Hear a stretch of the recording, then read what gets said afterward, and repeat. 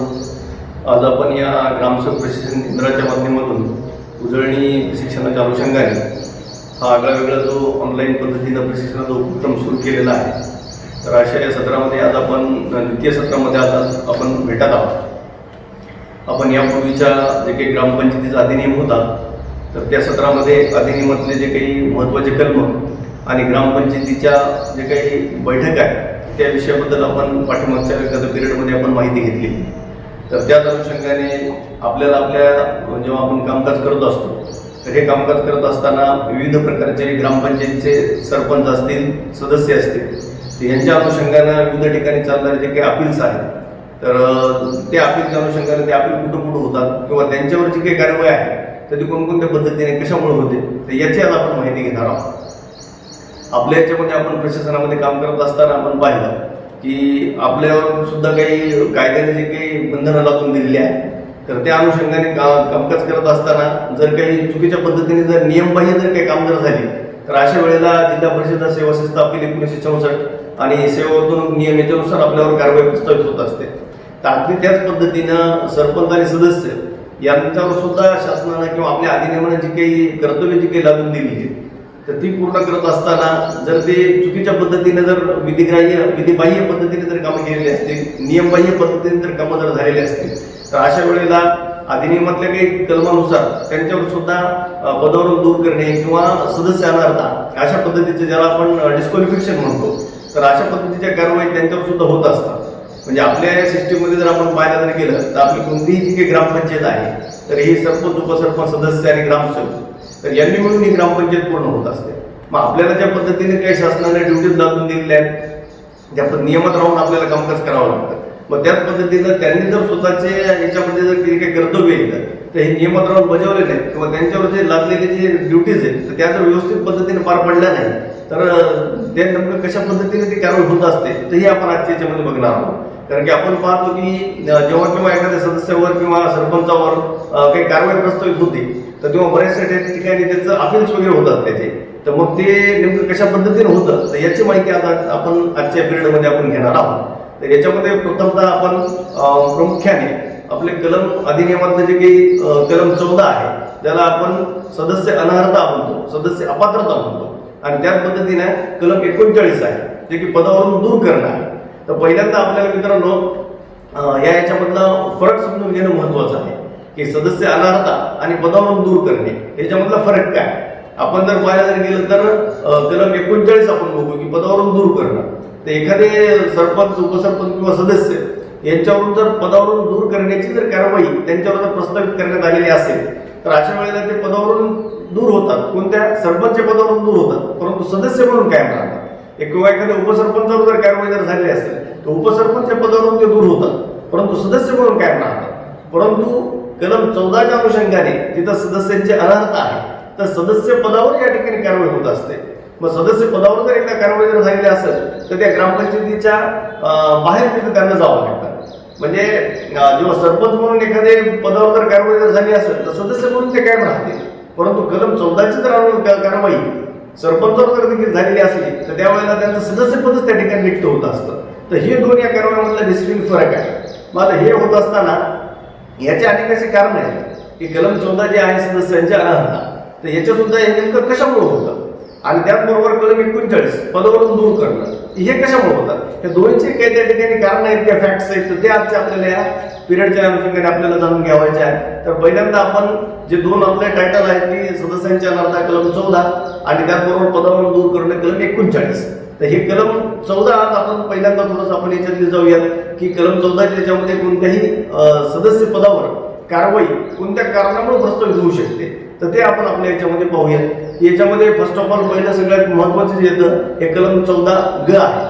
त्या कलम 14 याच्यामध्ये ग्रामपंचायतीच्या वतीने केलेल्या कामात किंवा करारामध्ये प्रत्यक्ष किंवा अप्रत्यक्ष सहभाग असणे.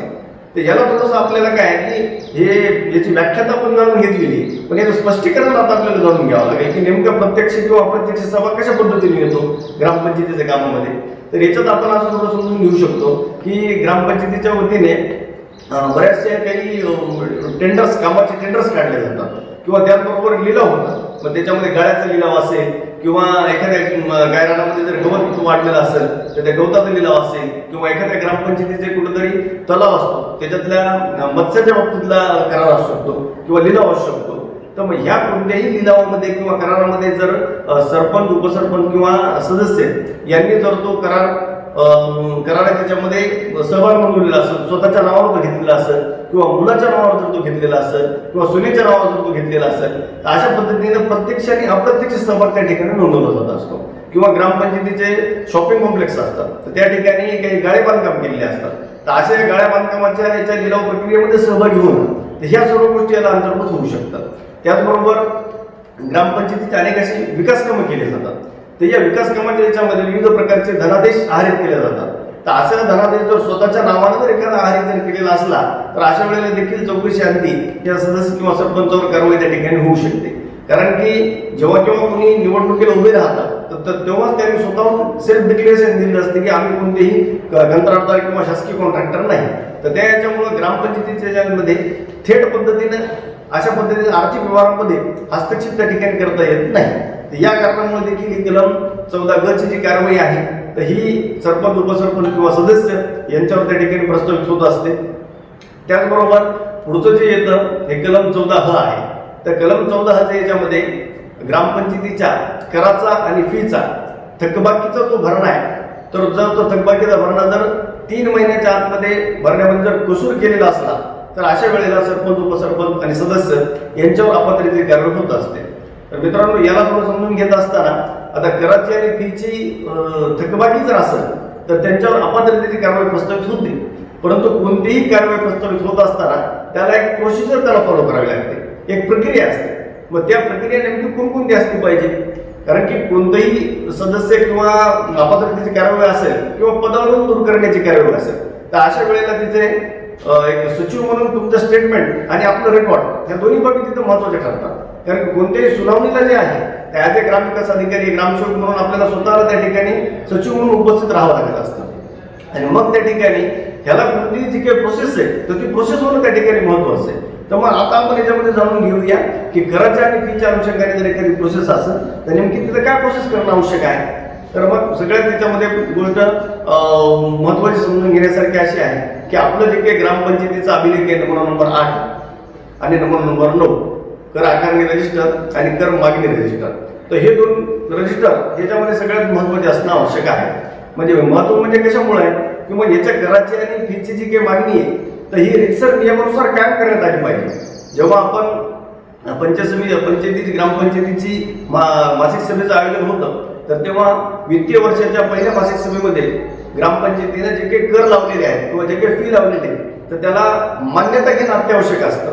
त्याचबरोबर आपण जे काही कमाल आणि किमान दर ठरवणार आहोत तर या पद्धतीचं जाहीर प्रकरण काढून हरकती त्याला मागविल्या पाहिजे आणि ग्रामसभेच्या माध्यमातून नंतर त्या कराचं जे काही कर आणि फी आहे याचं निश्चितीकरण करून तो जो कर आहे तो नंतर त्याला फायनल करून त्या ठिकाणी लावला पाहिजे. आणि त्याचबरोबर जे काही आपला नंबर 8चा जो अभिलेख आहे तर याच्यावर तो कोणत्या नंबर 8 आणि 9 तर ही 9 वर्षी जी काही कराची मागणी आहे तर ही कोणत्या ठरावाद्वारे निश्चित करण्यात आलेली आहे याचा ठराव क्रमांक आणि दिनांक त्या ठिकाणी नमूद करणं अत्यावश्यक आहे. अन्यथा आपण जर सुनावणीला एखाद्या ठिकाणी गेलेला असू परंतु तिथं 9 नंबर किंवा 8 नंबर अशा पद्धतीने प्रमाणित केले गेलेले नाही किंवा ही प्रोसेस फॉलो केली गेलेली नाही तर अशा वेळेला ती कारवाई त्या ठिकाणी त्यांच्यावर रितसर पद्धती नियमाप्रमाणे कारवाई पूर्ण होऊ शकत नाही. तर त्या कारणामुळे आपल्या 8 नंबरची किंवा नंबर 9ची जी मागणी आहे तर ही व्यवस्थित पद्धतीने आपण रितसर नियमानुसार त्याला कायम केली गेली पाहिजे. त्याच्यानंतर दुसरी बाब जी येते तर ती दुसरी बाब म्हणजे की आपल्याला थकबाकीची व्याख्या समजून घेणं महत्त्वाचं आहे की थकबाकी नेमकं कशाला म्हणलं पाहिजे. हे थकबाकीची व्याख्या अशी आहे की सपोज आता 2020-21 साल चालू आहे तर थकबाकी कोणती असू शकते. आपण समजा 2020-21चं आपण मागणी बिल पाठवलेलं आहे परंतु हे जे मागणी बिल आहे हे अग्रिम बिल आहे याला थकबाकी म्हणता येणार नाही. जे कोणता पाठीमागचा सन 17, 18, 18-19 तर या वर्षातला जो काही टॅक्स आहे हा जर कोणत्या एखाद्या सदस्याने जर पेड केलेला नसेल तर अशा वेळेला ती थकबाकी आहे असं त्या ठिकाणी गृहीत धरण्यात येऊ शकतं. परंतु चालू वर्षात जो काही टॅक्स आहे तर त्याला थकबाकी म्हणता येणार नाही. तर म्हणून ही गोष्ट याच्यामध्ये महत्त्वाची आहे. त्याचबरोबर जे कोणते सदस्य आहेत तर त्यांना आपण प्रथमतः त्यांच्याकडे जो बाकी असणारा टॅक्स आहे, कर आहे किंवा फी आहे याची मागणी बिलाद्वारे आपण त्यांना मागणी केली गेली पाहिजे. मग अशा मागणी बिलावर तो टॅक्स त्यांनी कधीपर्यंत भरवायचा आहे, कोणत्या तारखेपर्यंत भरवायचा आहे, तर याची माहिती त्या नोटीसवर असणं आवश्यक आहे. किंवा आपल्या ग्रामपंचायतीच्या अधिनियमातला जर आपण नमुना पाहिला तर त्या नमुन्याचा त्याचा अधिकृत नमुना देखील आपल्या अधिनियमामध्ये उपलब्ध आहे. तर त्या नमुन्यामध्ये त्यांना मागणी बिल गेलं पाहिजे. त्याचबरोबर त्या मागणी बिल त्याच्यामध्ये जे काही आपण 3 महिन्याचं जे त्यांना ड्युरेशन दिलेलं असेल तर त्याच्यानंतर ते संपल्याच्या नंतर जर टॅक्स भरला गेलेला नसेल तर अशा वेळेला रीड बिल त्यांना जाणं महत्वाचं आहे.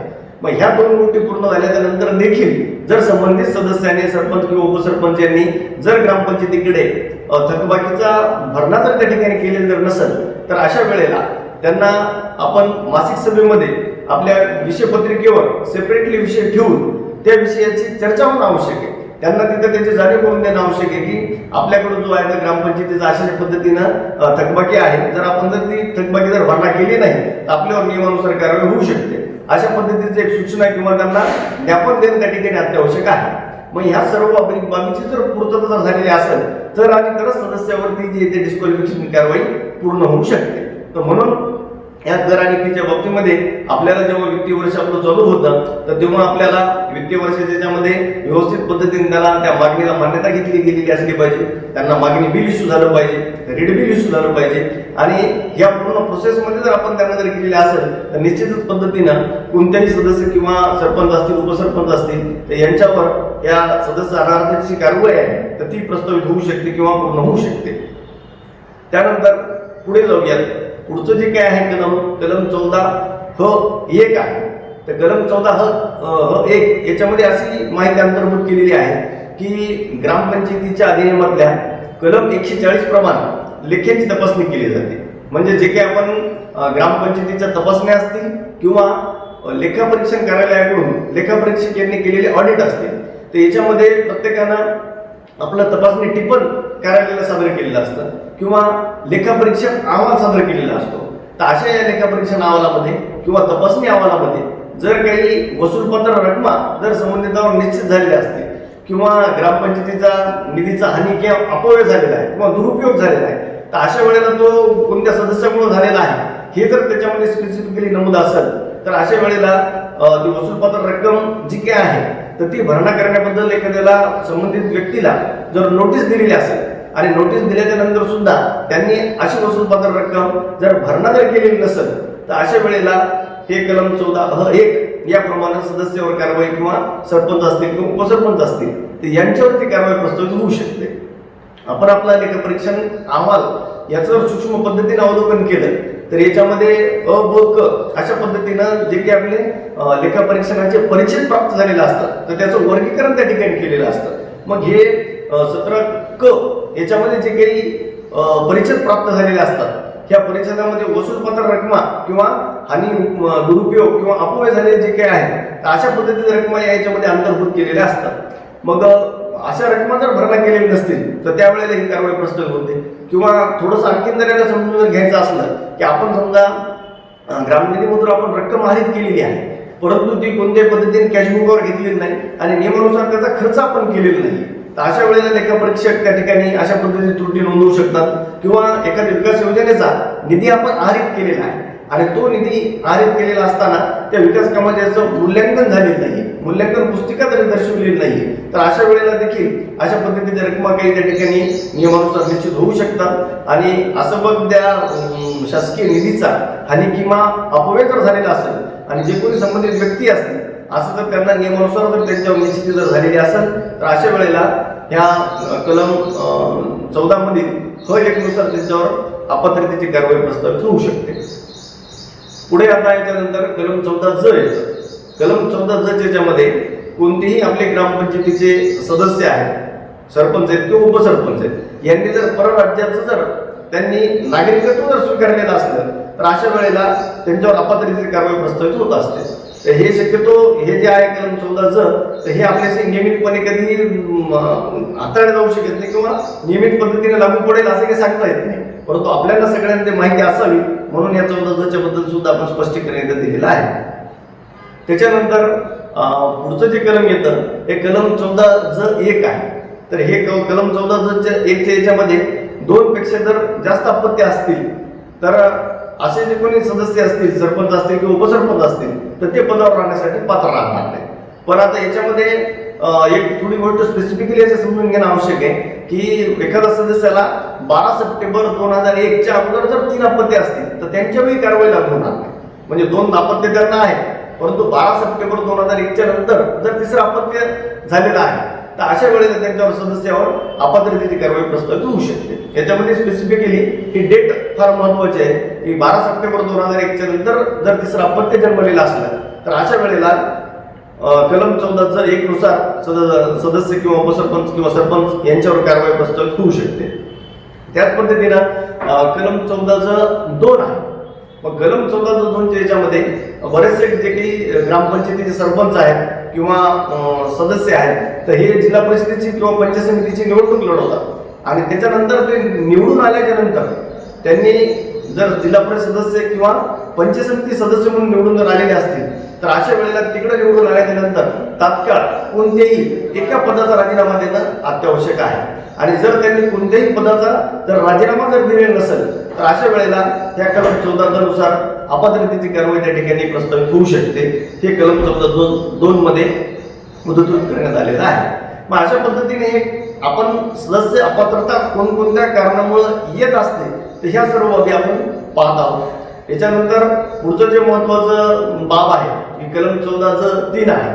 तर कलम 14(3) याच्यामध्ये शासकीय एखादे सदस्य असतील तर त्यांनी जर शासकीय जमिनीवर किंवा जागेवर किंवा मालमत्तेवर जर अतिक्रमण जर केलेलं असलं तर अशा वेळेला अतिक्रमण निश्चित झाल्याच्या नंतर किंवा अतिक्रमण केलेलं आहे हे निश्चित झाल्याच्या नंतर त्यांच्यावर कारवाई प्रस्तावित होत असते. मग ही जी कारवाई तर ही नेमकी कशा पद्धतीने निश्चित होते. आता याला सुद्धा खूप महत्वाचं स्पष्टीकरण आहे, कारण की असं अतिक्रमण जे काही कोणतं निश्चित करायचंय तर त्याला सुद्धा एक निश्चित पद्धतीनं प्रक्रिया फॉलो केली गेली पाहिजे. ती प्रक्रिया जर फॉलो जर झालेली नसलं आपण त्या ठिकाणी अतिक्रमण करणं ठोस या जागेमध्ये अशा पद्धतीचं आहे हे निश्चित जर झालेलं नसलं तर ही कारवाई त्या ठिकाणी नियमानुसार पूर्ण होऊ शकत नाही. तर मग त्याला नेमकी आता कोणती प्रोसेस केली गेली असली पाहिजे. आता एक सिम्पली जर आपण पाहिलं तर ग्रामस्थ कुणी आपल्याला इकडं अर्ज देतात किंवा अतिक्रमण असं या जागेवर यांनी संबंधित अतिक्रमण केलेलं आहे. मग ते आल्याच्या नंतर आपण तोच अर्ज घेतो एक प्रचलित पद्धतीने आणि त्या अर्जानुसार संबंधित आपण नोटीस देतो. परंतु नुसते अशा पद्धतीने मोगम नोटीस देण्याला काही त्या ठिकाणी अर्थ होत नाही. मग नेमकी प्रक्रिया काय असली पाहिजे तर कोणाचाही अतिक्रमण केल्याच्या बद्दलचा अर्ज पंचायतीला प्राप्त झालेला असेल तर अशा वेळेला तो अर्ज आपण घेऊन त्या ठिकाणी जरा महत्वाचं आहे. मग हे कशामुळे महत्वाचं आहे की अतिक्रमण नेमकं कोणत्या जागेवर झाले. कारण की आपण जर ग्रामपंचायत जर पाहिली तर तिथं फक्त गावठाणच आहे किंवा गायरानच आहे अशा पद्धतीची काही व्याख्या जागेची होऊ शकत नाही. मग कोणकोणत्या जागा असू शकतात तर तिथं गायरान जमीन असू शकते, त्याच्यानंतर गावठाणमधली सार्वजनिक जागा आहे, त्याच्यानंतर गावठाणमधले काही सार्वजनिक रस्ते आहेत, त्याच्यानंतर परत आणखी वनजमिनी असू शकतात, त्यानंतर सरकारी जमीन असू शकते, त्याच्यानंतर वक्फ बोर्डाची जमिनी असू शकतात किंवा देवस्थानच्या जमिनी असू शकतात. मग या इतक्या साऱ्या प्रकारच्या काही जमिनी आहेत. मग त्या याच्यावर नेमकं अतिक्रमण कोणत्या जागेवर झालेलं आहे तर हे आपल्याला ग्रामपंचायतीच्या कार्यालयामध्ये बसून लक्ष देऊ शकत नाही. तर त्यासाठी अर्ज प्राप्त झाल्याच्या नंतर आपण स्पॉटला तिथं जाणं महत्वाचं आहे आणि स्पॉटला गेल्याच्या नंतर मग नेमकं ती जागा कोणाच्या ताब्यामध्ये याचं स्पष्टीकरण महत्वाचं आहे. कारण की महसूल आणि वन विभागाचा जो काही 2010चा शासन निर्णय आहे तर त्या याच्यामध्ये कोणतं अतिक्रमण कोणी काढलं पाहिजे याची जबाबदारी त्या ठिकाणी निश्चित करून देण्यात आलेली आहे. मग याच्यामध्ये कसं बायफर्केशन आहे, समजा वनजमिनी असेल, एखादी ग्रामपंचायतीच्या ताब्यामध्ये वनजमीन आहे आणि वनजमिनीवर एखाद्या यांनी जर अतिक्रमण केलेलं आहे मग ते अतिक्रमण केल्याच्या नंतर वनजमिनीवरचं अतिक्रमण हे संबंधित वनपाल आणि वनपरिक्षेत्र अधिकारी तर यांच्या मदतीने किंवा त्यांनी ते अतिक्रमण निष्कासित करणं किंवा संबंधितवर फौजदारी गुन्हे दाखल करणं अपेक्षित आहे. त्याचबरोबर जर गायरान जमीन जर असेल तर गायरान जमीन आणि गावठाण अंतर्गतचे काही अतिक्रमण आहे तर हे ग्रामपंचायतीचे ग्रामसेवक आणि आपली जी काही कार्यकारिणी आहे सरपंच तर यांनी मिळून ते अतिक्रमण निष्कासित करणं आवश्यक आहे. आणि त्याचबरोबर जर सरकारी जमीन असेल तर सरकारी जमिनीवरचं अतिक्रमण हे तलाठी आणि मंडळ अधिकारी यांनी ते निष्कासित करून संबंधितावर गुन्हे दाखल करणं अत्यावश्यक आहे. तर म्हणून मग अतिक्रमणाची जी काही प्रोसेस आहे ते या कारणामुळे की अतिक्रमण नेमकं कोणाच्या ताब्यामध्ये आहे किंवा आपण बघतो की बरेचसे काय की मोठ्या मोठ्या ग्रामपंचायती असतात तर तिथून स्टेट हायवे नॅशनल हायवे गेलेले असतात किंवा गावामधून सार्वजनिक बांधकाम विभागाचे जिल्हा परिषद सुद्धा रोड असतात तर ते सुद्धा गावामधून गेलेले असतात. तर रोडच्या लगतचं जे काही अतिक्रमण आहे, साईडचे जे अतिक्रमण आहे, तर हे त्या संबंधित विभागाची त्या ठिकाणी जबाबदारी असते. त्याची जी काही हद्द आहे तर तिची त्या जमिनीवर जे काही पोझिशन आहे की मालकी आहे ही त्या विभागाची असते. म्हणून जोपर्यंत आपल्याला पोझिशन लक्षात येत नाही किंवा जोपर्यंत ते ज्या जागेवर अतिक्रमण केलेलं आहे तर ती नेमकी कोणाच्या मालकीची जागा आहे तर हे जोपर्यंत निश्चित करता येत नाही तर तोपर्यंत आपल्याला अतिक्रमणाच्या काढण्याच्या किंवा अतिक्रमण केलेलं आहे तर हे निश्चित करण्याच्या प्रक्रियेपर्यंत या रिझल्टपर्यंत आपल्याला येता येत नाही. मग ही जी बाब आहे तर ही आपण बघितली की बाबा नेमकं कोणकोणत्या प्रकारचे अतिक्रमण कोणकोणत्या जागेवर असू शकतात. आता सपोज मग एखादं आपण अतिक्रमण जे आहे हे गावठाणामध्ये आपल्या सार्वजनिक जागेमध्ये झालेलं आहे तर अशा वेळेला तिथे गेल्याच्या नंतर नेमकं मग तिथे एक गोष्ट निश्चित झाली की हे अतिक्रमण आपल्या हद्दीमध्ये झालेलं आहे. हद्दीमध्ये जर झालेलं असलं तर आपण अतिक्रमण काढण्याच्या प्रोसेसला आपण पुढे जाऊ शकतो. आणि जर आपल्या ग्रामपंचायतीच्या हद्दीबाहेर असेल, आपल्या अधिकाराच्या बाहेर असेल तर अशा वेळेला आपण तो जो अर्ज आहे हा त्या संबंधित विभागाकडे वर्ग करणं आवश्यक आहे आणि त्या संबंधिताला त्याची माहिती कळवणं आवश्यक आहे की आपला जो अर्ज आलेला होता हे असं पोझिशन त्या विभागाचं असल्यामुळं तर हे अर्ज आपल्या नियमानुसार त्या विभागाकडे हस्तांतरित केलेला आहे तर आपण पुढची पाठपुरावा त्या कार्यालयाकडे करण्यात यावा. आणि आपल्या हद्दीमध्ये जर असेल तर अशा वेळेला आपण तिथं नेमकं अतिक्रमण संबंधित जे केलेलं आहे ते कशा पद्धतीचं केले गेलेलं आहे, नेमकं किती फूट केलेलं आहे तर हे सर्व आपल्याला पंचनामा करून किंवा एक आपला साईट इन्स्पेक्शन रिपोर्ट जो आहे तर तो जनरेट करणं महत्वाचं आहे तिथं. आणि हे जर जनरेट जर झालेलं जर नसलं तर मग आपण अतिक्रमण नियमानुसार त्या पद्धतीने त्याला काढू शकत नाही. आता मग हे जे अतिक्रमण आहे तर हे नेमकं कोणत्या अशा अभिलेखी आहेत की त्याच्यावरून आपल्याला ते ओळखू येऊ शकते. कारण की गावातली जी काही जमीन आहे तर असं त्याचं एक लँड डिमार्केशन भूमी अभिलेख निरीक्षक विभाग असेल किंवा महसुली अभिलेख असतील तर याच्यावर त्याचं झालेलं आहे. परंतु सीमांकन जे आहे तर हे सीमांकन कुठे निश्चित हद्दीत पुन्हा त्या ठिकाणी नाहीये.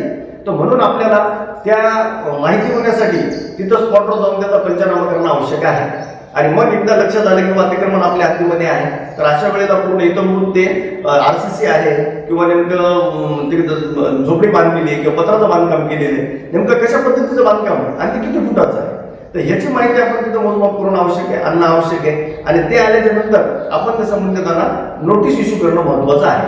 मग ह्या माहितीच्या आधारे जर नोटीस दिलेली असली तरच त्या नोटीसला काहीतरी एक कायदेशीर त्याला अर्थ प्राप्त होत असतो त्याला.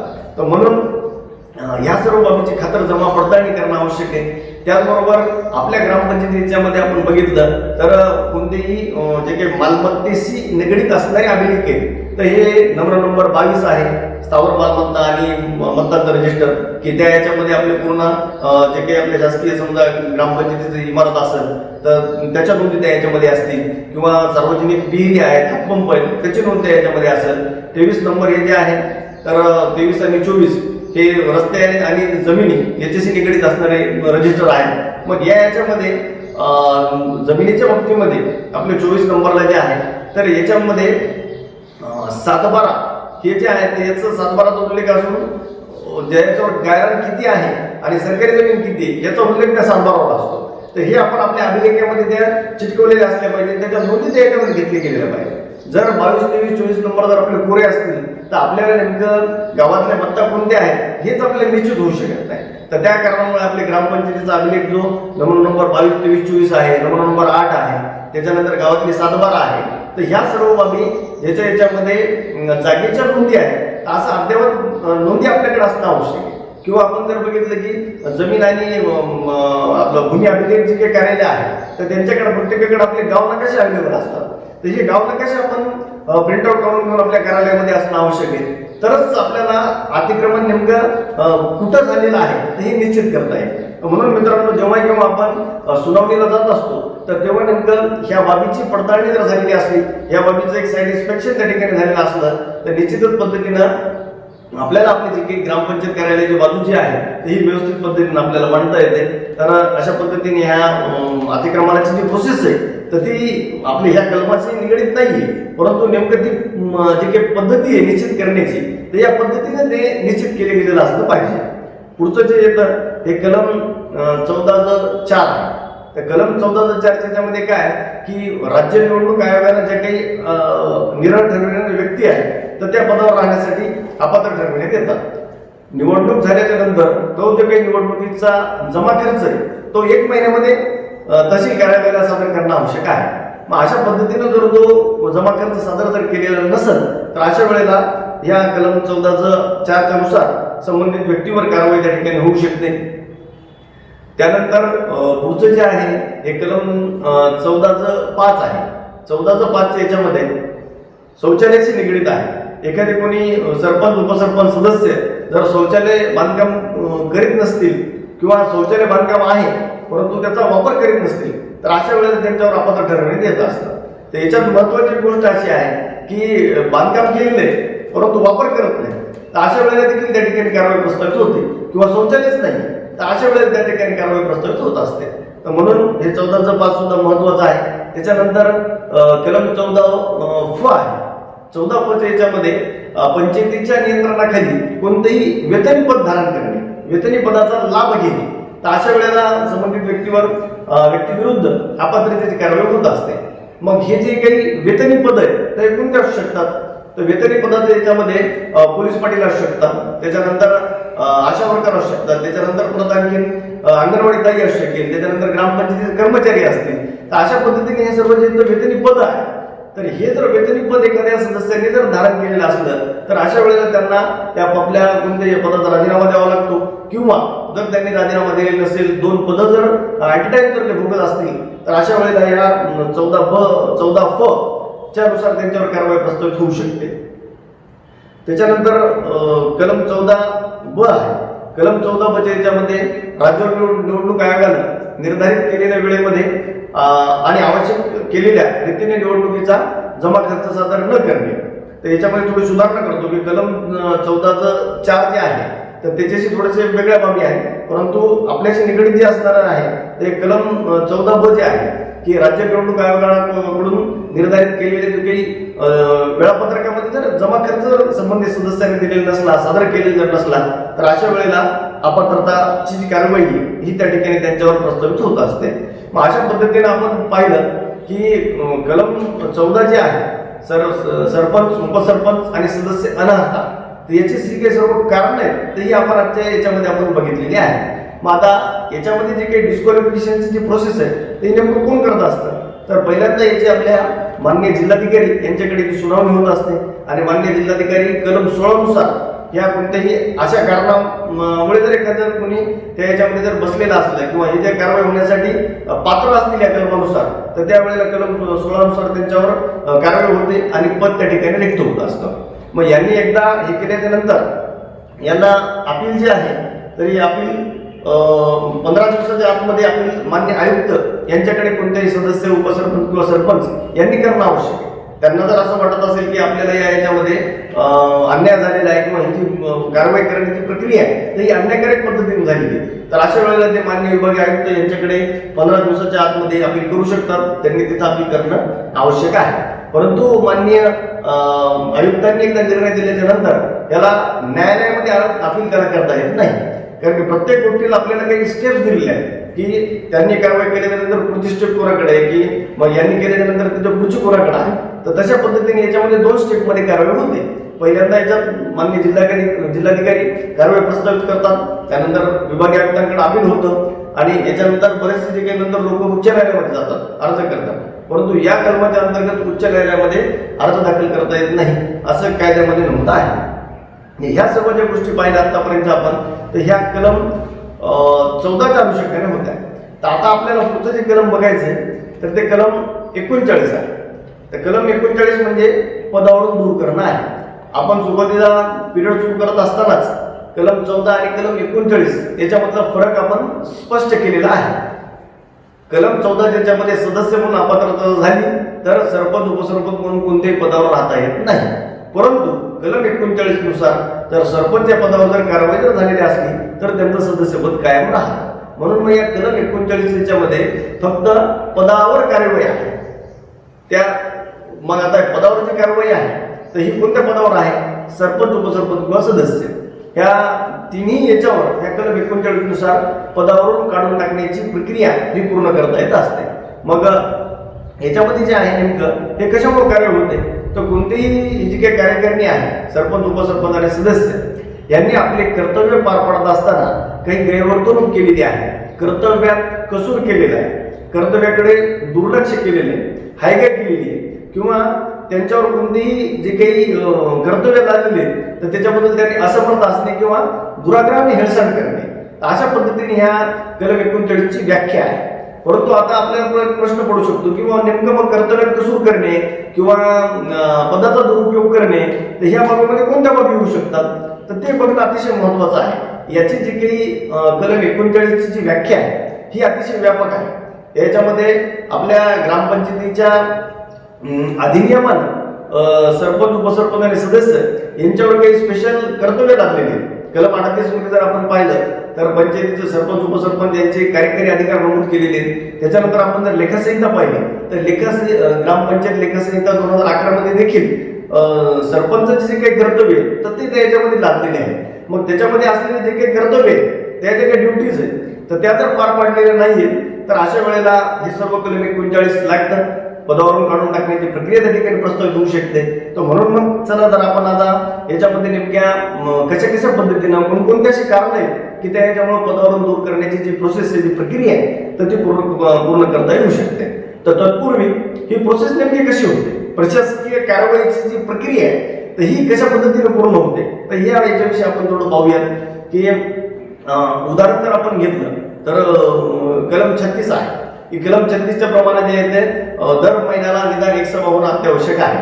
मग एक किंवा 2 सभा घेण्यासाठी जर सरपंच चुकलेले असतील अशा वेळेला तिथं काही कंप्लेंट झालेली असेल किंवा गटविकास अधिकारी यांनी जर एखादा चौकशी अहवाल अशा पद्धतीचा जर पाठवलेला असेल की त्याच्यामध्ये त्यांनी अहवाल पाठवल्याच्या नंतर मग माननीय उपमुख्य कार्यकारी पंचायत यांच्याकडे अहवाल सादर होतो आणि सदरील अहवालावर माननीय मुख्य कार्यकारी अधिकारी यांच्या दालनामध्ये त्याची सुनावणी होत असते. मग ही सुनावणी होत असताना जे कोणी संबंधित असतील तर त्यांना आपलं रितसर म्हणणं मांडण्यासाठी नैसर्गिक न्यायानुसार 30 दिवसाच्या आतमध्ये म्हणणं मांडण्यासाठी नोटीस इश्यू केली जाते आणि तिथं त्या ठिकाणी नोटीस इश्यू केल्याच्या नंतर ती सुनावणी पूर्ण होत असते. मग सुनावणीच्या याच्यामध्ये प्रत्यक्षदर्शी बोलवल्याच्या नंतर त्या सुनावणीमध्ये जर असं आढळलं की खऱ्या अर्थाने इथं कर्तव्यात कसूर झालेला आहे तर अशा वेळेला माननीय मुख्य कार्यकारी अधिकारी हे आपला अहवाल तयार करतात आणि सदर अहवाल माननीय विभागीय आयुक्त यांच्याकडे तो सादर केला जातो. आणि त्याच्यानंतर पुढची जी काही प्रोसेस आहे पदावरून दूर करण्याची ह्याला त्या ठिकाणी रितसर तिथं सुनावण्या होतात आणि सुनावणी झाल्याच्या नंतर जर असं निदर्शनास आलेलं असेल की यांनी कर्तव्यात कसूर केलेला आहे, दुराग्रहाने हेळसांड केलेली आहे किंवा पदाचा दुरुपयोग केलेला आहे हे नमूद ज्या काही व्याख्येमधली जे कारण आहेत त्या कारणापैकी कुठेही अशा पद्धतीचं वर्तन त्यांच्याकडून जर झालेलं आहे असं जर निदर्शनास त्या ठिकाणी आलेलं असेल तर त्यांना पदावरून दूर केलं जातं.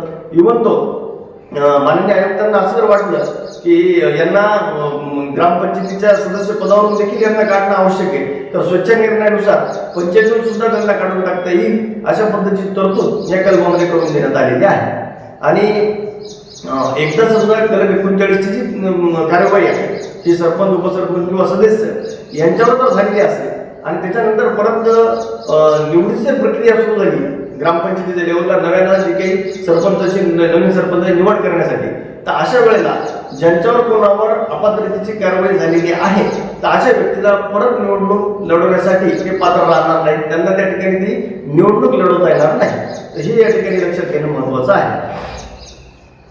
किंवा एखाद्यावर समजा कारवाई प्रोसेस सुरू झालेली आणि त्या दरम्यानच्या पिरियडमध्ये एखादे सरपंच, उपसरपंच किंवा सदस्य यांनी जर तो राजीनामा जर दिलेला असला, राजीनामा जरी दिलेला असला परंतु त्या सुनावणीमध्ये त्यांनी जी काही कृती जी आहे ही नियमबाह्य कृती केलेली असं निदर्शनात जर आलेलं असलं तर 5 वर्षाहून अधिक कालावधी नसेल तर एवढ्या कालावधीसाठी त्यांना अपात्र करता येतं. म्हणजे ही गोष्ट समजून घेण्यासारखी आहे. म्हणजे एखादी प्रोसेस सुरू झालेली परंतु त्यांना जर वाटलं मग मी राजीनामा दिलेला आहे तर केवळ राजीनामा देऊन या कारवाईमधून मुक्त होता येत नाही. त्या ठिकाणी जर असं निदर्शनास आलेलं असलं तर त्यांना 5 वर्ष निवडणूक लढवण्यासाठी बंदी देखील त्या ठिकाणी घालता येते. अशा पद्धतीने तरतूद याच्यामध्ये आहे.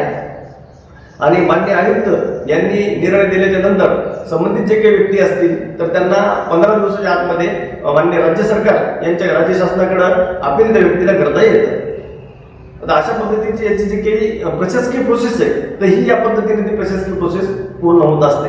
मग आता थोडंसं आपण पुढे जाऊयात आणि याच्यामध्ये असं बघूयात की याच्यामधले नेमकं कर्तव्यात कसूर करणं आहे, हायगाय करणं आहे किंवा दुर्लक्ष करणं आहे, तर याच्यामध्ये नेमक्या कोणत्या बाजू समाविष्ट होतात, कुठं कुठं हा कायदा टच होतो, तर हे थोडंसं आपल्याला याच्यामध्ये बघायचं आहे. तर याच्यामध्ये सगळ्यात महत्त्वाचा जो काही पहिला आहे तर तो कलम 8 आहे. तर कलम 8च्या याच्यामध्ये 8 अ मध्ये कलम 8 मध्ये वित्तीय वर्षाच्या पहिल्या ग्रामसभेपुढे 4 विषय ग्रामसभेमध्ये सरपंच म्हणून, अध्यक्ष म्हणून सरपंचांनी मांडणं आवश्यक आहे. तर ते म्हणजे अंदाजपत्रक आहे, त्याच्यानंतर वार्षिक लेखा विवरणपत्र आहे, वार्षिक प्रशासन अहवाल आहे, त्याचबरोबर गतवर्षी झालेला जो काही जमा व खर्च आहे तर याला वाचून टाकून मान्यता घेणं आहे. त्याचबरोबर लेखा परीक्षण कार्यालयाकडून प्राप्त झालेला जो अहवाल आहे तर त्याच्यावर आलेले प्राप्त झालेले शक आणि त्याला दिलेली उत्तर, तर ह्या सर्व बाबी त्या वित्तीय वर्षाच्या ग्रामसभेपुढे रितसर पद्धतीनं मांडण्यात आले गेलेल्या पाहिजे. मग वित्तीय वर्षाची पहिली ग्रामसभा संपन्न झाली असेल परंतु त्या ग्रामसभेमध्ये हे 4 विषय ठेवलेले नाही.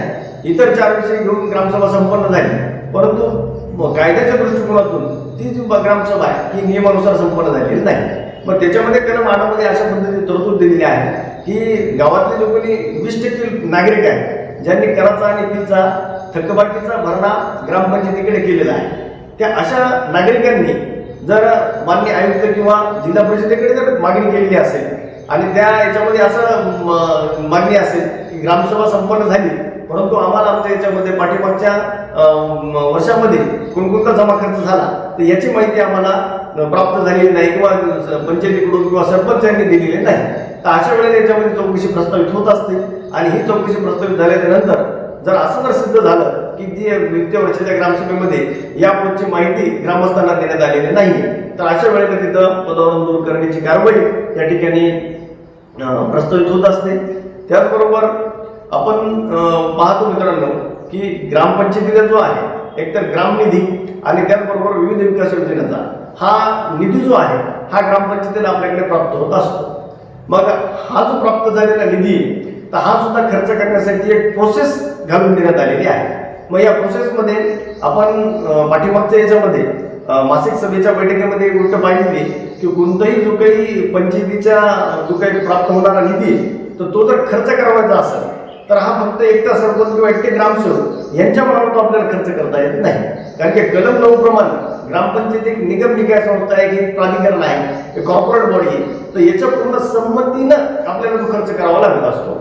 मग त्याच्यामुळं कोणताही समजा ग्रामनिधीमध्ये काही निधी आहे आणि त्याच्यामधून आपल्याला फर्निचर घ्यावायचं असेल किंवा कोणत्याही पद्धतीचा खर्च आपल्याला करावायचा आहे, स्वच्छतेवर असेल, आरोग्यावर असेल किंवा शिक्षणावर असेल, तर हा कोणताही जर आपल्याला निधी जर खर्च करावायचा असेल त्याच्यामध्ये ग्रामनिधी असू शकतो किंवा विविध विकास योजनेचा प्राप्त झालेला निधी असू शकतो. तर हा निधी खर्च करत असताना पंचायतीला ठराव केल्याशिवाय कोणताही निधी आहरित करता येत नाही. जर आपण विदाऊट ठरावाचा जर आपण पैसा जर निधी जर आहरित केलेला आहे आणि अशा वेळेला जर ते चौकशीमध्ये निष्पन्न झालेलं आहे की निधी उदाहरणार्थ आपण 50,000 रुपये ग्रामनिधीमधून काढले आणि 50,000 रुपयाचे फर्निचर घेतलेले परंतु या निधी आहरित करण्यासाठी आणि याला खर्च करण्यासाठी पंचायतीची कोणती याची परवानगी घेतलेली नाही. असं जर लक्षात जर असलं तर अशा वेळेला ही 39ची कारवाई प्रस्तावित होत असते. त्याचबरोबर एखादा ग्रामनिधी आहरित करण्यात आलेला आहे, तो सरपंचांनी आहरित केलेला आहे किंवा एखाद्या सदस्याने आहरित केलेला आहे, तर अशा वेळेला आहरित केल्याच्या नंतर त्याचं कुठेही कामाच्या बाबतीतले त्याचे डॉक्युमेंट क्लिअर झालेले नाही, कुठेही कॅशबुक लिहिलेलं नाही किंवा त्या नेमकं ज्या कामासाठी तो निधी आहरित करण्यात आलेला होता जर ते त्या ठिकाणी खर्च झालेला नाहीये तर अशा वेळेला देखील यांच्या विरुद्ध कारवाई प्रस्तावित होते. त्याचबरोबर पंचायतीच्या मासिक सभेचं आणि ग्रामसभेचं नियमाप्रमाणे रितसर पद्धतीने त्याला आयोजन करावं लागत असतं. मग सचिवांनी नोटीस पुटअप केली असता, नोटीस काढली असता त्याच्यावर सरपंचांनी स्वाक्षरी न करणे किंवा ती नोटीस काढल्यानंतर सभा न बोलवणे, तर ही जर बाब जर निश्चित जर तिथं सिद्ध झालेली असली तर अशा वेळेला सुद्धा त्यांच्यावर कारवाई प्रस्तावित होते.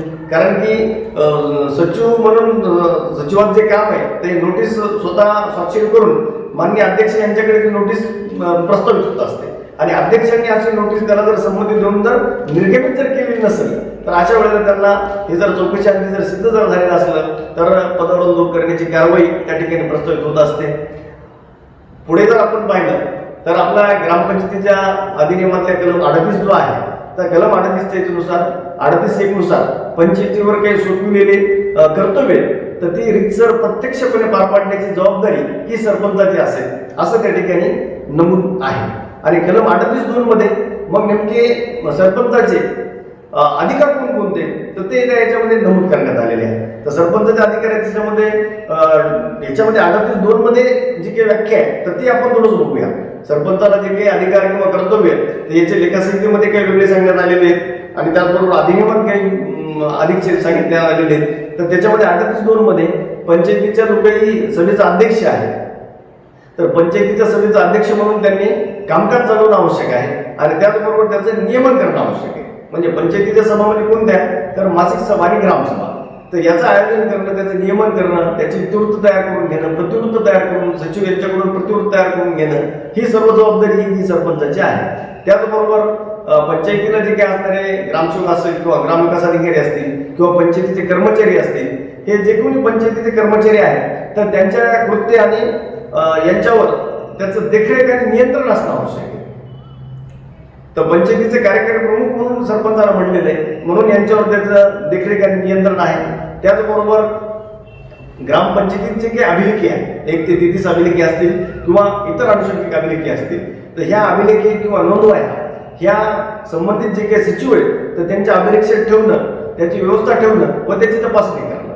तर हा जो काही भाग आहे तर ह्या भागाला सुद्धा सरपंच त्या ठिकाणी अप्रत्यक्ष पद्धतीने जबाबदार आहे. तर याचे जे काही प्रतिवृत्त नोंदवह्या ठेवणे, त्याच्या अभिलेखामध्ये ठेवणं, रेकॉर्ड अपडेट ठेवणं, तर ह्या ज्या बाबी आहेत ह्या फक्त सचिवाच्या एकट्याच्या मर्यादेमध्ये येत नाही, तर याला जे येतं या कलम 38(2) मध्ये सरपंचांना देखील सायमल्टेनियसली या प्रोसेसमध्ये सहभागी करून घेण्यात आलेला आहे. तर त्या कारणामुळं याच्यामध्ये आपल्या अपडेट ठेवणं हे महत्त्वाचं आहे. त्याच्यानंतर आपण जर पाहिलं तर ग्रामपंचायतीला सचिवांनी दरमहा साप्ताहिक विवरणपत्र सादर केलं पाहिजे. जमा खर्च जो काही पंचायतीमध्ये होतो त्याचं साप्ताहिक विवरणपत्र पंचायतीला आणि दरमहा पंचायत समितीला. तर हे जे काही इतिवृत्त किंवा त्याचे प्रतिवृत्त तयार करून घेणं विवरणपत्र आहे, तर हे सर्व तयार करण्याची व्यवस्था जी आहे तर हे सरपंच करतील. अशा पद्धतीचे काही अधिकारी याच्यामध्ये नमूद करण्यात आलेले आहे. त्याच्यानंतर पंचायतीची जी काही कार्यकारी शक्ती आहे तर ही पंचायतीची कार्यकारी शक्ती, त्याचे एक्झिक्युटिव्ह पॉवर जे आहे तर ते म्हणजे काय की पंचायतीचे मासिक सभेमध्ये किंवा ग्रामसभेमध्ये जे काही ठराव त्या ठिकाणी पारित होत असतात तर हे ठराव पारित झाल्याच्या नंतर संबंधित प्राधिकरणाला त्याची अंमलबजावणी करण्यासाठी ते देणं महत्त्वाचं आहे. म्हणजे ठराव नुसतं मासिक सभेमध्ये किंवा ग्रामसभेमध्ये एकदा पारित जर बहुमताने झाला तर नुसतं झाला म्हणजे त्याची प्रोसेस पूर्ण झाली असं त्याचा अर्थ होत नाही. मग त्या ठरावावर अंमलबजावणी प्रत्यक्ष पद्धतीने होणं महत्त्वाचं आहे. आणि अशा पद्धतीने जर प्रत्यक्ष पद्धतीने जर अंमलबजावणी जर झालेली नसेल तर अशा वेळेला या ठिकाणी सरपंचांना या ठिकाणी जबाबदार धरण्यात आलेला आहे. आता आपण थोडं सदस्याच्या बाबतीमध्ये पाहूया की सदस्यावर जी नेमकी आहे ही कारवाई तर ही कशामुळे होऊ शकते. कारण की सदस्यांना सुद्धा आपल्या अधिनियमानं काही ठराविक अधिकार प्राप्त करून दिलेले आहेत. तर ते सदस्यांचे कोणते अधिकार आहेत तर त्यांनी पंचायतीच्या सभांना उपस्थित राहण्याचा अधिकार आहे, पंचायतीचे कोणतेही अभिलेखे पाहण्याचा त्यांना अधिकार आहे, पंचायतीच्या सभेमध्ये त्यांना अभिलेखे पाहण्याचा त्यांना अधिकार आहे. त्याच्यानंतर जे काही हे आहे त्यांना जर कुठं काही अफरातफर होत जर असेल असं जर वाटलं असेल तर ते जिल्हाधिकारी यांच्याकडे तक्रार दाखल करू शकतात. त्याच पद्धतीनं मग सदस्यावर जी काही कारवाई ती कशामुळे होऊ शकते तर सदस्यावर कारवाई होण्याचं अशा पद्धतीने होते की पंचायतीचा जो काही पैसा आहे तर हा कोणत्याही पद्धतीनं कोणत्याही सदस्यांना वसूल करण्याचा तो अधिकार नाही. समजा कोणी जर सदस्य एखाद्या पावतीवर जर स्वाक्षरी करून पावती देत असतील आणि पैसे वसूल करत असतील तर अशा वेळेस त्यांच्यावर अपराधीची कारवाई प्रस्तावित होते. किंवा ग्रामनिधी असेल किंवा विविध विकास योजनेचे रजिस्टर असतील तर हे रजिस्टर त्यांनी जर स्वतःच्या ताब्यात ठेवलेले असतील तर हे ताब्यात ठेवण्याचा किंवा पंचायतीचा निधी वसूल करण्याचा अधिकार त्यांचा नाही. मग ह्या पद्धतीने जर ते वर्तन करत असतील तर हे नियमबाह्य वर्तन आहे. तर हे कर्तव्यात कसूर केला किंवा पदाचा दुरुपयोग केला तर हे व्याख्येखाली येऊन सदस्यावर जी इथे कलम 39 नुसार पदावरून दूर करण्याची कारवाई या ठिकाणी प्रस्तावित होऊ शकते. तर हे जे होतं हे काही कलम 38च्या अनुषंगाने ह्या काही बाबी होत्या. मग आता पुढचं काही ज्या बाबी आहेत ते दुरुपयोगाच्या बाबतीमध्ये आपण बघूया की दुरुपयोग कशा पद्धतीने होऊ शकतो. आता याचे जे आपण पाहिलं की कलम 52 प्रमाणे आपल्याकडे ग्रामपंचायतीला बरेचसे इमारत बांधकाम परवानेचा अर्ज त्या ठिकाणी प्राप्त होत असतात, किंवा कलम 53 प्रमाणे अतिक्रमण काढण्याची जबाबदारी पंचायतीवर निश्चित करण्यात आलेली आहे. मग आता एखाद्या व्यक्तीने पूर्ण रितसर पद्धतीने स्वतःचं पूर्ण बांधकाम परवान्याचे जे काही डॉक्युमेंट आहे तर ते व्यवस्थित पद्धतीने त्याची कायदेशीर पूर्तता केलेली, आणि कायदेशीर पूर्तता केलेली असताना सुद्धा त्याच्या कोणत्याच याच्यावर त्याला सरपंचांनी विशेष अधिकार वापरून किंवा हे देण्यात येऊ नये किंवा अशा पद्धतीने जर काही जर शहरावर नोंदवलेला असला तर तो पदाचा दुरुपयोग त्या ठिकाणी होऊ शकतो. किंवा आपण मित्रांनो पाहतो की आत्ताच याच्यामध्ये आपण जसं की अँटी करप्शनचे जे ट्रॅप्स आहेत तर तो जर ट्रॅपमध्ये जर एखादे सरपंच त्या ठिकाणी जर सापडलेले असतील, त्यांच्यावर जर ट्रॅप जर झालेला असला तर अशा वेळेस देखील त्यांच्यावर पदाचा दुरुपयोग केला म्हणून त्या ठिकाणी पदावरून दूर करण्याची कारवाई ही सुद्धा बऱ्याच ठिकाणी करण्यात येते.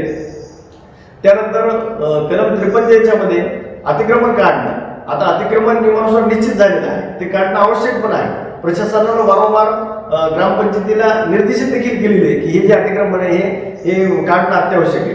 पण अशा वेळेला तिथं सरपंचांनी स्वतःच्या अधिकाराचा काही वापर करून किंवा नियमबाह्य ठराव त्या ठिकाणी जर घेतलेले असतील आणि अतिक्रमण काढण्यासाठी जर हायगे केली असेल, टाळाटाळ केलेली असेल तर अशा वेळेला त्यांनी पदाचा दुरुपयोग किंवा कर्तव्यात दुर्लक्ष केलेले तर ह्या टायटल खाली लागून त्यांच्यावर अपात्रतेची पदावरून दूर करण्याची कारवाई प्रस्तावित होते.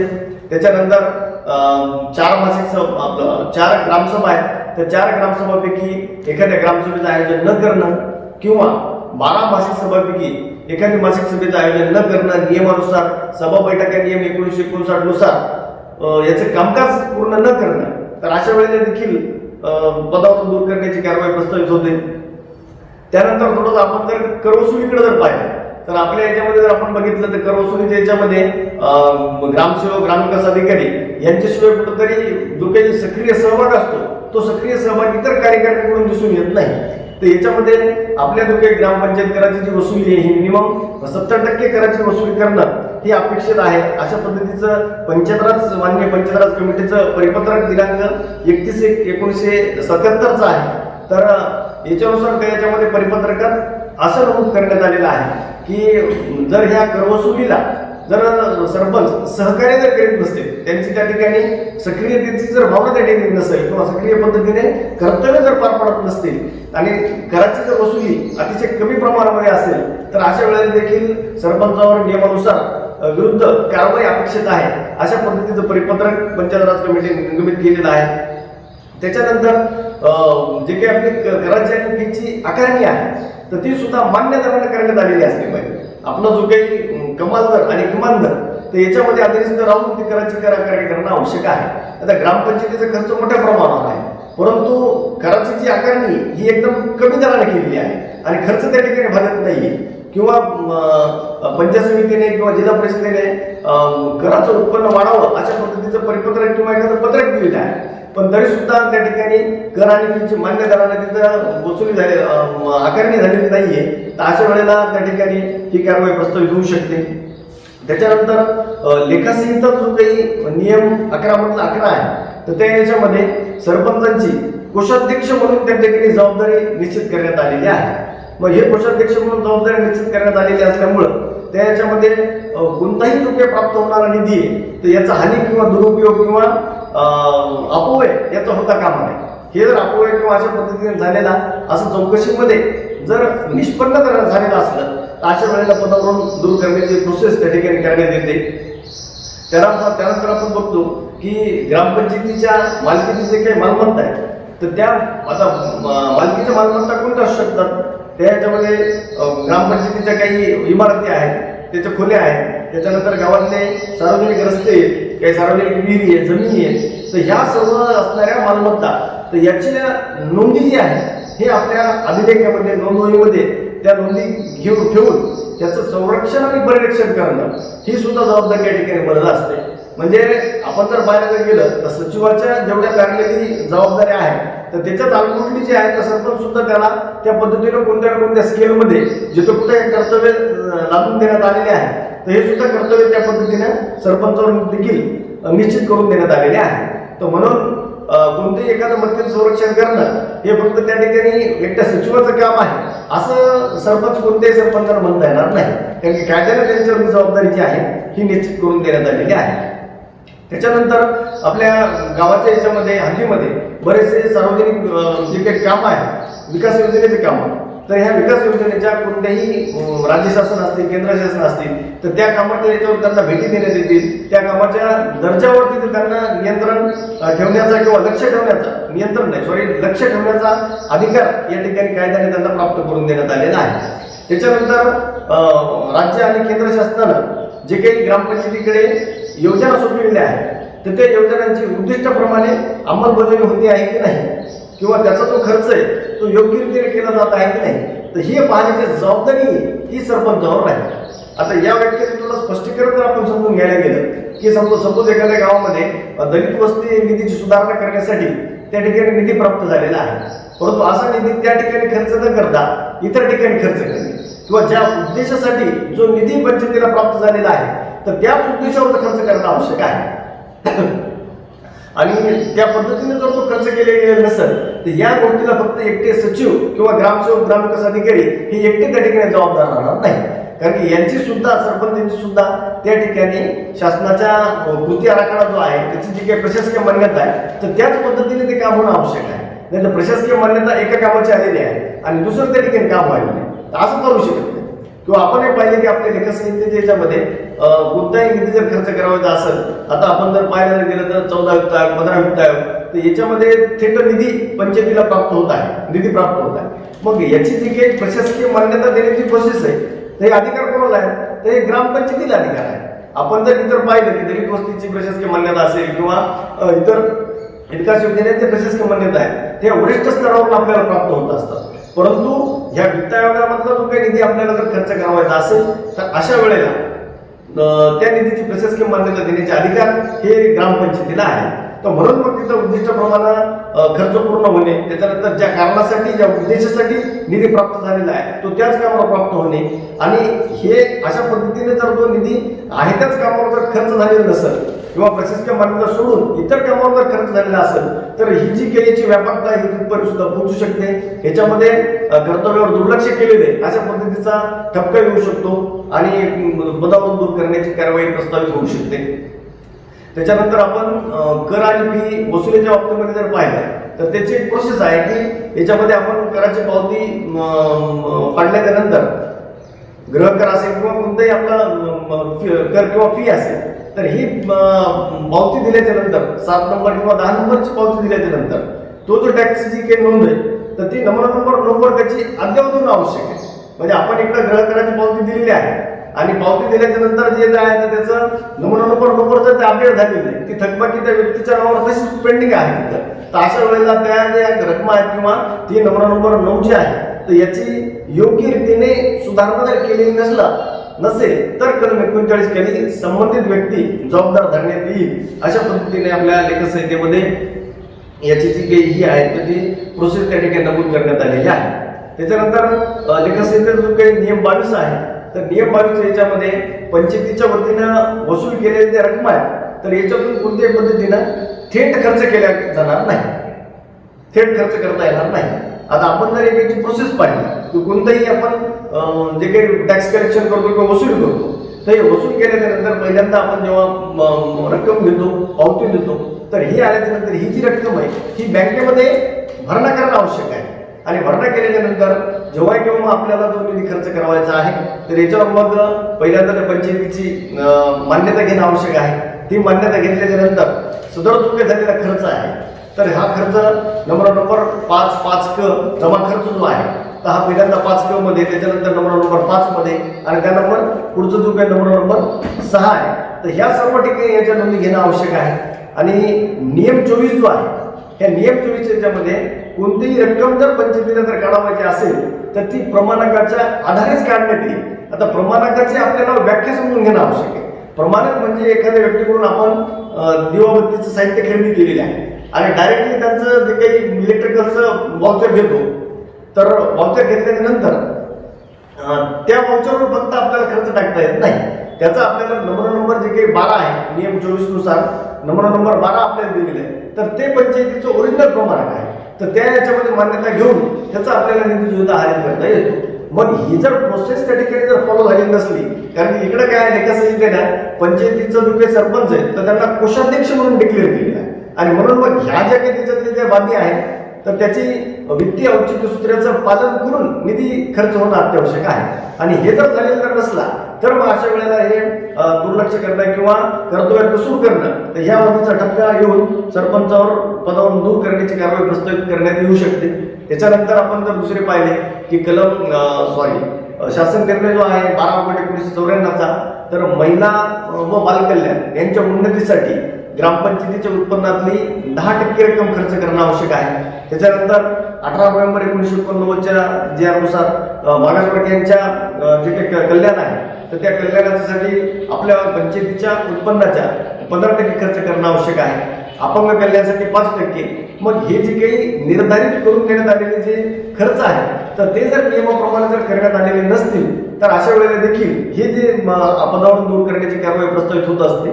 मग हे सर्व जर आपण कारण जर पाहिले, फक्त मासिक सभा आणि ग्रामसभा ह्या कंडक्ट केल्या नाहीत म्हणूनच पदावरून दूर करण्याची कारवाई प्रस्तावित होते अशातला काही एक भाग नाही. जेवढ्या पद्धतीनं सचिवांना कायद्याने जेवढ्या ड्युटीज लागून दिल्या आहेत तर त्याच पद्धतीनं सरपंच, उपसरपंच आणि सदस्य यांना सुद्धा काही कर्तव्य लागून देण्यात आलेले आहे. तर हे आपण आजच्या याच्यामध्ये कलम 39ची जी कारवाई ही नेमकी कशामुळे प्रस्तावित होत असते तर याचे सविस्तर कारण आजच्या पिरियडमध्ये आपण पाहिले. तर निश्चितच पद्धतीनं आपले जे काही ग्रामपंचायतीचं प्रशासकीय आणि वित्तीय कामकाज आहे तर याची जी काही जाणीव आहे तर ही आपण नवनियुक्त होणाऱ्या सरपंचांना याची करून देणं अत्यावश्यक आहे, कारण की ते सुद्धा नव्याने त्या ठिकाणी आलेले असतात. तर म्हणून त्याच्यानंतर आपण जर पाहायला जर गेलं तर बऱ्याचशा जे काही अशिक्षित महिला ह्या सुद्धा त्या ठिकाणी सरपंच म्हणून विराजमान होतात. तर म्हणून त्यांच्याशी काम करत असताना थोडं सुसमोर ठेवून ह्या ज्या काही बाबी आहे की कलमानं नेमकं सरपंचाची पहिल्यांदा नियुक्ती होत असते तर त्यांना सुद्धा त्यांची ड्युटीज कर्तव्य काय काय आहे तर याची थोडंसं एक सचिव म्हणूनच आपण त्यांना जाणीव करून देणं अत्यावश्यक आहे. आणि ही जर जाणीव जर करून दिली तर निश्चितच पद्धतीने शासनाला जे काही अभिप्रेत असणारं ग्रामपंचायतीचं प्रशासकीय आणि आर्थिक कामकाज हे जे आहे तर ही जॉईंटली आपण व्यवस्थित पद्धतीने आपण पार पाडू.